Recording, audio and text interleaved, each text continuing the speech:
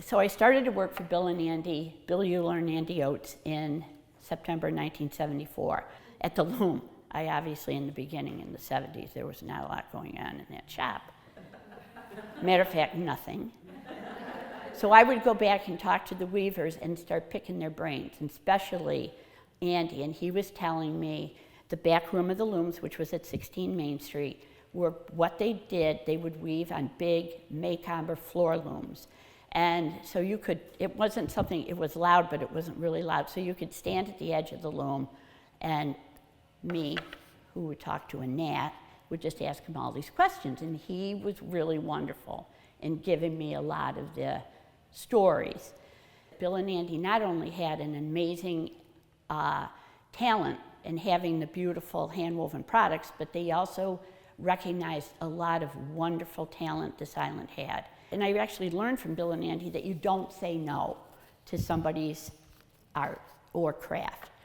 Even though it might be grandma's hand-knit little people, used up all the yarn she ever had since she was 8, you wanted to look at it because you never knew if you were going to pass up something that would be wonderful. And this is a perfect example where Susan Boardman started. I was so fortunate that she came to me. But then we had wonderful basket makers, Carol Lindquist. We started with John and Frances Elder.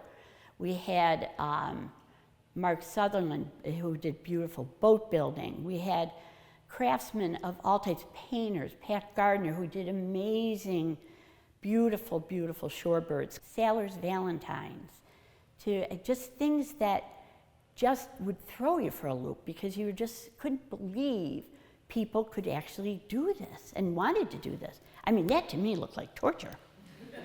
But they did a wonderful job. And we were the Looms was very lucky to have basically first dibs. But when I was there and worked for them for 18 years, I learned the most amazing things from them, how to not only work and run a retail store, but how to really treat people.